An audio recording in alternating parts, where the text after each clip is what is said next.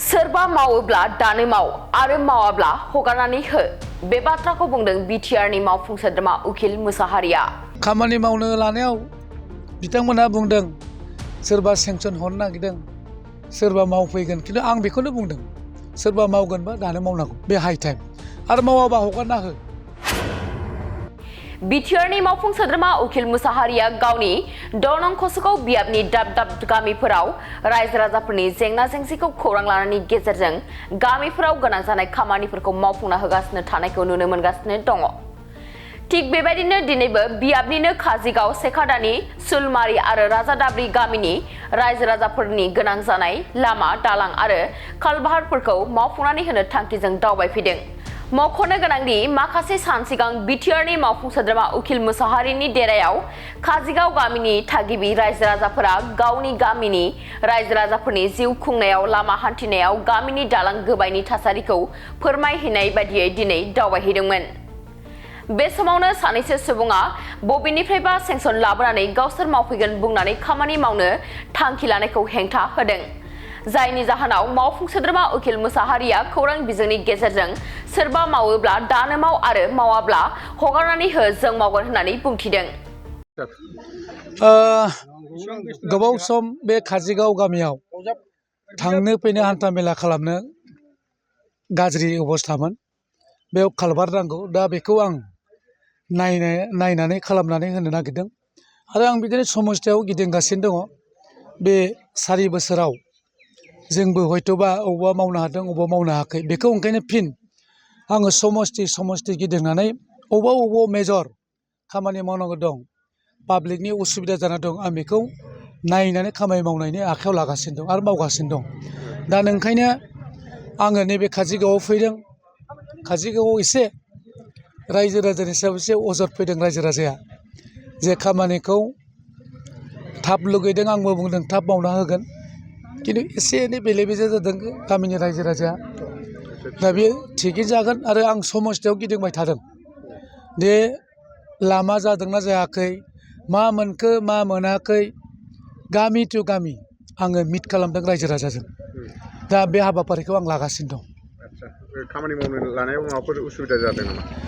खामानि मावनो लानायाव बिथांमोनहा बुंदों सोरबा सेंसन हरनो नागिरदों सोरबा मावफैगोन, खिन्थु आं बेखौनो बुंदों सोरबा मावगोनबा दानो मावनांगौ, बे हाइ टाइम, आरो मावाबा हगारना हो। जों सरकार, जोङो आरो मावगासिनो दङ आरो नाय दा बे सरकारिया बोरै मावना होनो हानो? दा बेयाव माखासे षड़यन्त्र खालामदों बे काजिगावआव। दा ओंखायनो आं बुंदों रायजो राजाखौ, जोंहा जिखि जाया खामानि जानांगौ, सोर मावो सोर मावा जों खोथा गैया, खिन्थु आं मावनो होननानै फैदों दिनै। नोंथाङा रेलवे, आसाम पुलिस, बेंक, टेट बायदि सरकारि साख्रि मावनो गोसो दं नामा? एबा नोंथाङा बेफोर बायदि साख्रिनि थाखाय थियारि खालामगासिनो दं नामा? नोंथाङा railway, Assam police, banking, SSC, Assam direct recruitment, TET बायदिनि आनजादखौ खनले होदोंब्लाबो जाफुंसारनायखौ मोननो हायाखै नामा? जुदि नोंथाङा railway, Assam police, banking, SSC, Assam direct recruitment, TET recruitment आनजादनि थाखाय थियारि खालामगासिनो दङब्ला नोंथांनि थाखाय लानानै फैदों मोनसे मोजां रादाब। लास्ट ईयर से कोचिंग स्टार्ट किया, बट कोचिंग ज्वाइन करने के बाद ही मेरा एग्जाम क्लियर हुआ। तो मेरा इस साल 3 एग्जाम का प्री क्लियर हुआ, सीएचएसएल का प्री क्लियर हुआ, फिर आईपीएस पीओ का मेरा प्री क्लियर हुआ है और सीजीएल का भी मेरा प्री क्लियर हुआ है। तो अभी मैं मेंस का प्रिपरेशन कर रहा हूँ। क'क्राझार सहरनि RNB road ward number 6 Sai Baba मन्दिर एबा एयारटेल अफिसनि साखाथियाव दङ आईबीटी कचिं इन्स्टिट्यूटआ। आईबीटी कचिं इन्स्टिट्यूटआव banking, SSC, railways, defence, TET आरो गुबुन सरकारि साख्रिफोरनि आनजादनि कचिं होनाय जायो आरो बेनि मुं थिसननाया दासान्दि सोलिगासिनो दङ। आं नाजानाय मेथ्सफोराव उइकफोर ओमफ्राय दा बाहायनाया एसे गोख्रों जाबाय आरो बाहाय सीए क्लासबो जायो, माने सामफ्राम कारेन्ट एफेयारफोर जानाय, मालामा जानाय, जिमा जानाय बेखौ मोनगोन।